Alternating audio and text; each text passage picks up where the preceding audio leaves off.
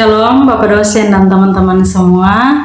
Perkenalkan, nama saya Dise Natalia Tadu dengan NIM 859343532 dari Program Studi Pendidikan Guru Sekolah Dasar Universitas Terbuka Kupang.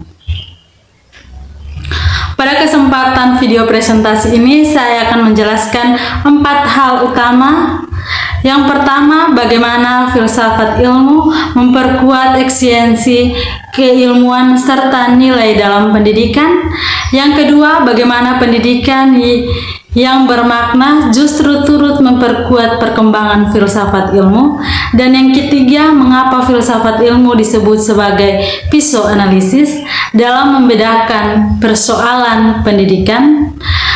Yang keempat, contoh konkret penerapan filsafat ilmu dalam praktik pendidikan. Menurut saya, filsafat ilmu memiliki peran fundamental dalam pendidikan karena menjadi dasar berpikir yang membuat pendidikan tidak berjalan secara acak tanpa filsafat ilmu.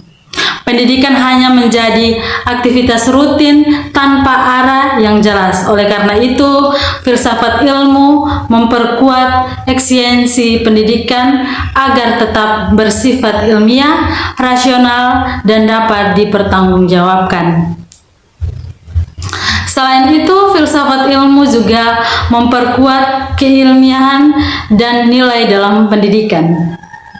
Artinya, di setiap proses pendidikan tidak hanya berdasarkan kebiasaan, tetapi harus berdasarkan logis dan sistematis.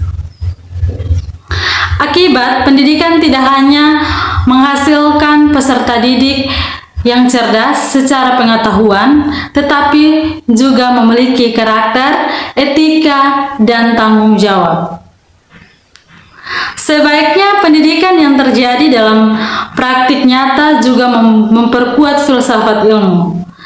Setiap pengalaman, belajar masalah di kelas, dan perubahan kurikulum menjadi bahan refleksi.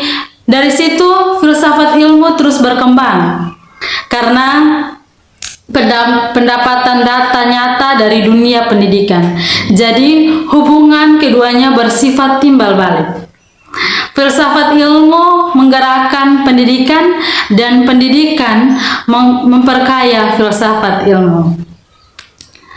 Menurut saya, filsafat ilmu disebut sebagai pisau analisis karena mampu membedakan pendidikan secara mendalam melalui 3 aspek. Yang pertama, ontologi, yang membahas hakikat dan tujuan pendidikan.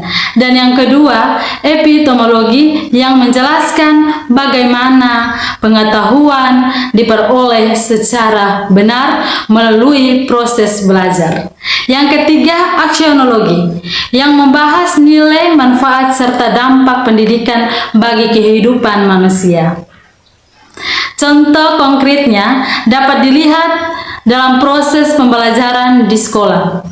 Guru tidak hanya berperan sebagai pemberi informasi, tetapi sebagai fasilitator yang mendorong siswa berpikir kritis, berdiskusi, dan memecahkan masalah.